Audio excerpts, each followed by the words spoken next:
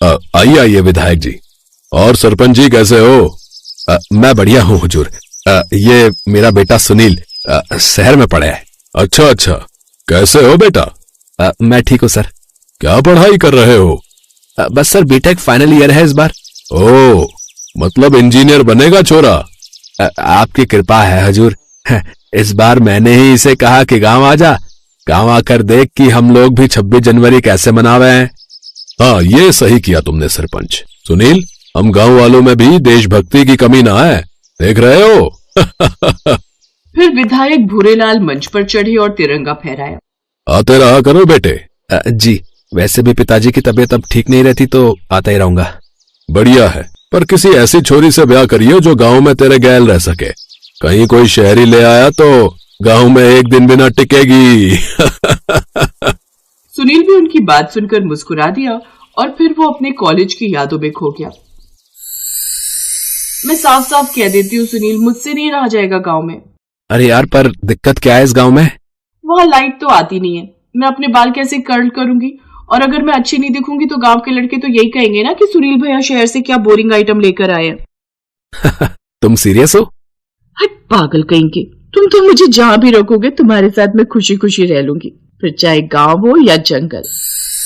कुछ भी कहो, विधायक जी देवता समान आदमी है। अरे पता है, इतना पैसा है इनके पास, फिर भी घमंड नहीं है इनमें 1 रुपया का भी। न जाने कितने गरीब लड़कों को अपनी गौशाला में नौकरी पर रखा है इन्होंने। और पता है, अरे कहाँ खो गया बेटा? मैं तब से बोले जा रहा हूँ। जी जी पापा। इसके बाद रामकुमार ने सुनील को घर की तरफ चल दिया। वो एक बार फिर कविता की यादों में खो गया। ये देखो सुनील, मेरा सिलेक्शन हो गया, अब मैं इंस्पेक्टर कविता हूँ। बीएसएफ का ज्वाइनिंग लेटर? अरे बाप रे, कमाल कर दिया तुमने कविता। मुझे तुम पर नाज है, अब मेरी बीवी बनेगी बीएसएफ की इंस्पेक्टर। ये सब तुम्हारी वजह से हुआ सुनील, तुम्ही ने सारी तैयारी करवाई थी। नहीं, ये सारी तुम्हारी मेहनत है और उसी का फल है। अच्छा ये बताओ, ज्वाइनिंग कब है? 1 महीने बाद। पर सुनो ना। हाँ कहो। बड़ी खतरनाक नौकरी है। इससे पहले इस मिस इंडिया जैसे चेहरे पर किसी दुश्मन की गोली वोली लगे और तुम मुझसे शादी वादी करने से इनकार कर दो। चलो ना शादी कर लेते हैं। तुम भी ना एकदम पागल हो। इतना ही डर था तो फॉर्म क्यों भरा? अरे माटी के लिए फर्ज भी तो कोई चीज है ना। वतन की शान में तो ऐसे 10 चेहरे कुर्बान। तुम चिंता मत करो, इस बार 26 जनवरी की छुट्टी पर घर जा रहा हूँ। माँ बाबा से बात करूंगा तो तैयार हो जाओ मेरी बींदड़ी बनने के लिए। अरे क्या हो गया छोरे, तबीयत तो ठीक है ना तेरी? हाँ हाँ हाँ पापा, वो मुझे आपसे और अम्मा से कुछ बात करनी थी। पहले हाथ धोकर आ, तेरी माँ ने दाल बाटी बनाई है, आजा। घर के आंगन में सुनील और रामकुमार बड़े चाव से दाल बाटी खाने लगे। तभी सुनील ने हिम्मत करके सारी बात अपने पापा मम्मी से कह दी। ले, सुन रही है बींदड़ी, हम खामखा परेशान हो रहे थे इसके ब्याह के लिए। अरे फौजी बहू आएगी इस घर में, इससे फकर की बात और क्या होगी। अरे सबने बुलाऊंगा तेरे ब्याह में, और हाँ, विधायक जी को भी। रामकुमार और उसकी पत्नी बहुत खुश थे और फिर कुछ ही दिनों में सुनील और कविता की शादी धूमधाम से हो गई। शादी में विधायक भूरेलाल भी आए। वाह भाई छोरे, तूने तो कमाल कर दिया। अरे इस गांव में पहली बार फौजी बहू आई है, इंस्पेक्टर कविता। सरपंच जी, अब की बार 26 जनवरी पर फौजी बहू ही गांव में तिरंगा फहराएगी। जैसा आप कहें हुकुम। इस शादी से हर कोई खुश था। गांव की सारी औरतें अपने गांव की पहली फौजी बहू को देखने आईं। फिर कुछ दिन बाद, पापा जी, सुनील, मेरी छुट्टी खत्म हो गई, अब मुझे मेरी यूनिट में जाना होगा। अरे तुम कुछ और दिन की छुट्टी ले लो ना, अभी तो बाबा के दर्शन के लिए भी जाना है।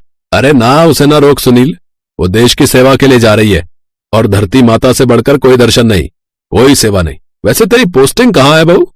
पापा जी, जैसलमेर में है, एग्जैक्ट लोकेशन नहीं बता सकती। हाँ हाँ जानता हूँ, चिंता मत कर, तू बस अपना ख्याल रखना। और सुन, अगर दुश्मन से मुलाकात हो जाए तो राजपूत की बहू की तरह लड़ियो, 10-20 को तो ढेर करके ही आना, ठीक है? ठीक है पापा जी। 2 दिन बाद कविता ने अपने सास ससुर के पैर छुए और बॉर्डर के लिए निकल गई। इसी तरह पूरा साल गुजर गया। फिर एक दिन उसने सुनील को चिट्ठी लिखी। मम्मी पापा जी को प्रणाम, मैं यहाँ ठीक हूँ, यहाँ करने को कुछ ज्यादा है नहीं। हमारी पोस्ट से 150 मीटर की दूरी पर दुश्मन की पोस्ट है, पर ना वो कुछ करते हैं और ना हमें कुछ करने का मौका मिलता है। सब बारी बारी से छुट्टी जाते हैं और अब मेरी छुट्टी भी मंजूर हो गई है तो मैं अगले महीने घर आ रही हूँ 26 जनवरी के बाद। वो थोड़ा 26 जनवरी को लेकर मामला सेंसिटिव रहता है ना, इसलिए। अच्छा, अब बंद करती हूँ, पर जब आऊंगी तो पूरा 1 महीना रहूंगी आप लोगों के साथ। कविता का खत पढ़ने के बाद सुनील और उसका परिवार बेसब्री से उसका इंतजार कर रहे थे। 26 जनवरी भी आ गई और हमेशा की तरह विधायक जी ने गांव में तिरंगा फहराया। हालांकि वो कार्यक्रम में ज्यादा देर रुके नहीं क्योंकि उनके हाथ में फ्रैक्चर था। अरे हुकुम, ये चोट कैसे लग गई? वो गौशाला में गोबर पर पैर फिसल गया तो हाथ टूट गया, पर झंडा फहराने आया हूं मैं। देखो, देशभक्ति बड़ी चीज है, उसमें तो कोई शक ना है विधायक जी। बस 2-4 दिन में मेरी बहू भी आ जाएगी। ये तो बड़ी अच्छी बात है। चलो जी, चलता हूं अब। 2-4 दिन क्या, पूरे 10 दिन बीत गए पर कविता घर नहीं आई। अब सुनील और रामकुमार को उसकी चिंता सताने लगी। वो बीएसएफ के हेडक्वार्टर पहुंचे जहां मौजूद कमांडेंट सूर्य कुमार को उन्होंने सारी बात बताई और कविता का खत भी दिखाया। What? Are you sure? क्या हुआ सर? कहाँ है मेरी कविता? देखिए, आई एम सॉरी, पर मुझे पता लगा है कि इंस्पेक्टर कविता छुट्टी पर जा ही नहीं पाई। उसकी पोस्ट के पास कुछ आतंकी सीमा पार करने की कोशिश कर रहे थे। दोनों तरफ से फायरिंग हुई और कविता उसी के बाद से लापता है। हमारी टीम उसे ढूंढ रही है। जैसे ही कुछ पता चलेगा हम आपको सबसे पहले बताएंगे। कविता के लापता होने की खबर से रामकुमार और सुनील पर पहाड़ टूट पड़ा। आंखों में आंसू लिए वो दोनों अपने गांव वापस लौट आए। हुकुम, बीएसएफ वाले कविता को ढूंढ रहे हैं, पर आप तो विधायक हैं। सरकार से कहलवा कर कुछ देखो ना हुकुम, न जाने हमारी बच्ची कहाँ है। अरे चिंता मत करो आप सरपंच जी, मैं जी जान लगा दूंगा। इसी तरह 3 साल बीत गए पर कविता का कुछ पता नहीं चला। अब तो सुनील और रामकुमार ने भी मान लिया था कि कविता देश के नाम पर शहीद हो गई। 26 जनवरी एक बार फिर आ गई थी। विधायक भूरेलाल गांव में तिरंगा फहराने आए।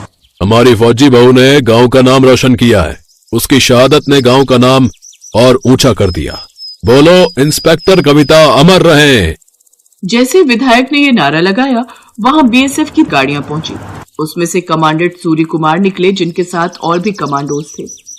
इंस्पेक्टर कविता अमर रहे नहीं भूरेलाल, इंस्पेक्टर कविता जिंदाबाद बोल। गांव वालों, ये विधायक नहीं बल्कि दुश्मनों का वफादार है। यह आतंकियों को सीमा पार कराकर अपनी गौशाला में काम कराने के बहाने यहाँ रखता था और फिर उन्हें हथियार देकर देश में अलग अलग जगहों पर हमले करवाने भेजता था। 3 साल पहले भी जब यह आतंकियों को चुपचाप सीमा पार करवा रहा था, तब इंस्पेक्टर कविता ने इसे देख लिया। उसकी टीम ने सारे आतंकियों को मार गिराया और एक गोली इस गद्दार के हाथ में भी लगी, लेकिन एक ग्रेनेड के धमाके की वजह से कविता खाई में गिर गई।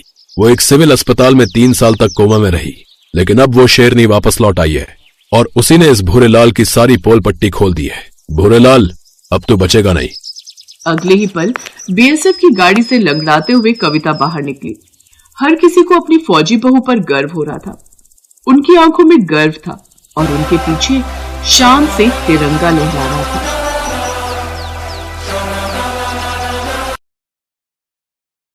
रमेश बॉर्डर के पास वाले एक छोटे से गांव में रहता था। वो भारतीय सेना के जवानों को खाने पीने की जरूरतों का सामान पहुंचाता था। गणतंत्र दिवस से कुछ दिन पहले जब रमेश सामान देने के लिए बॉर्डर पर गया, तब वहां गणतंत्र दिवस की तैयारियां चल रही थी। कोई समारोह होने वाला है साहब? हाँ रमेश, गणतंत्र दिवस की तैयारी चल रही है। कल गणतंत्र दिवस है ना, इसीलिए। अच्छा साहब, ये तो बहुत अच्छी बात है। देश का त्योहार आ रहा है, फिर तो धूमधाम से ही मनाना चाहिए। अब आप लोग घर से इतनी दूर यहाँ सब एक साथ मिलजुल कर त्योहार को मनाते हो, ये देखकर बहुत अच्छा लगता है साहब। किसी भी चीज की जरूरत हो तो मुझे कह दीजिएगा, मैं सारे इंतजाम कर दूंगा साहब। हाँ हाँ बिल्कुल। तुम एक काम क्यों नहीं करते, तुम भी अपने परिवार के साथ इस समारोह में शामिल हो जाओ। तुम इतने सालों से सेना के लिए काम कर रहे हो, तो तुम भी मौके का फायदा उठाओ भाई। देश के त्योहार का जश्न देखो, किस तरह से हमारे फौजी इस त्योहार को मनाते हैं। ठीक है साहब, मैं अपने परिवार के साथ जरूर आऊंगा। रमेश खुश हो जाता है कि उसे भी सेना के साथ गणतंत्र दिवस मनाने का अवसर मिला था। रमेश के परिवार में उसकी पत्नी शोभा और 5 बेटियां मुन्नी, रिद्धि, कोमल, बरखा और पूजा थे। उन सब ने भी जब ये सुना तो वो भी बहुत खुश हुई। बापू, गणतंत्र दिवस, फिर तो खूब मजा आएगा। हम सब तिरंगा झंडा लेकर जाएंगे। बापू चलो ना, हम बाजार से तिरंगा खरीद कर लाते हैं। अगले दिन रमेश अपने परिवार के साथ तैयार होकर बॉर्डर पर पहुंचता है। बापू, मैं भी देशभक्ति की कविता सुनाऊं? हाँ हाँ बेटा आओ, तुम सब यहाँ उत्सव में अपनी प्रतिभा दिखा सकते हो। देशभक्ति से जुड़ी कविता, कहानी, गीत कुछ भी यहाँ प्रस्तुत कर सकते हो। रमेश की बेटियां एक एक करके देशभक्ति के गीत और कविताएं स्टेज पर प्रस्तुत करती हैं।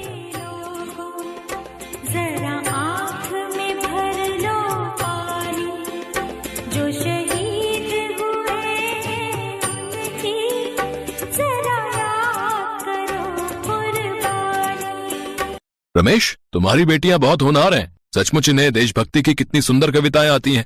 तुमने अपनी बेटियों को बहुत अच्छे संस्कार दिए हैं रमेश। शुक्रिया साहब। इसके बाद रमेश की पांचों बेटियां वहां लगी कुर्सियों पर बैठ जाती हैं। दीदी चलो ना हम वहाँ पर घूम कर आते हैं। ठीक है, यहाँ सब लोग व्यस्त हैं, हम वहाँ घूमने चलते हैं। रमेश की पांचों बेटियां घूमती हुई समारोह के लिए लगे टेंट के पीछे चली जाती हैं। तभी बरखा मुन्नी से बोली, दीदी मुझे तो बहुत जोरों का बाथरूम आ रहा है, यहाँ कहीं दिखाई नहीं दे रहा। हो सकता है वहाँ हो, चलो हम चलते हैं, वहाँ शायद पीछे बना हुआ हो। पांचों बहनें टेंट से थोड़ा दूर निकल जाती हैं, पर उन्हें कहीं भी बाथरूम नजर नहीं आ रहा था। अचानक उनकी नजर दो लड़कों पर पड़ती है जो कुछ बम विस्फोट की बातें कर रहे थे। जल्दी कर जल्दी, हमें जो काम सौंपा गया है उसको पूरा करके हमें वापस लौटना है। अब ये बम यहीं फिट कर दे और चल यहाँ से भाग चलते हैं। टाइम पूरा होते ही बम फट जाएगा। दोनों लड़के बम को फिट करके वहाँ से भाग जाते हैं। रमेश की पांचों बेटियां घबराई हुई समारोह के बीच में पहुँचती हैं। बापू, बापू वहाँ टेंट के पीछे। क्या हुआ मुन्नी, तुम सब घबराई हुई क्यों हो? बापू वहाँ टेंट के पीछे बम है। क्या बम? मैं अभी इन लोगों को बताता हूँ, रुको। रमेश वहाँ खड़े फौजियों को बम के बारे में बताता है। सभी दौड़कर टेंट के पीछे पहुँचते हैं। हाँ सर, यहाँ बम है, हमें इस बम को जल्दी से जल्दी डिफ्यूज करना होगा, नहीं तो ये फट जाएगा। आप सब इस जगह को खाली कर दो, हमारे जवान इस बम को नष्ट कर देंगे। कुछ देर की मेहनत के बाद बम को डिफ्यूज कर दिया जाता है और सभी की जान बच जाती है। बच्चों, तुम सब बहुत बहादुर हो। आज तुमने बिल्कुल फौजी बेटियों वाला काम किया है। Well done. तुम्हें इस कार्य के लिए सरकार की तरफ से पुरस्कार दिया जाएगा। रमेश, सचमुच तुम्हारी बेटियां तो फौजी बेटियां हैं। आज इन्होंने भारतीय सेना की जान बचाई है। हम सभी को तुम पर गर्व है बच्चों।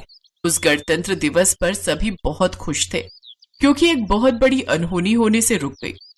रमेश की पांचों बेटियों को भारत सरकार की तरफ से बहादुरी पुरस्कार से सम्मानित किया जाता है। रमेश और उसकी पत्नी शोभा को भी अपनी बेटियों पर गर्व था। उन्होंने जिस समझदारी और सूझबूझ के साथ ये कार्य किया, उसकी सभी बहुत तारीफ करते हैं। रमेश और उसकी पत्नी शोभा के लिए एक और खुशी की बात ये थी कि भारत सरकार की तरफ से उसकी पांचों बेटियों की शिक्षा मुफ्त कर दी गई, ताकि वो अपने भविष्य को उज्जवल बना सके।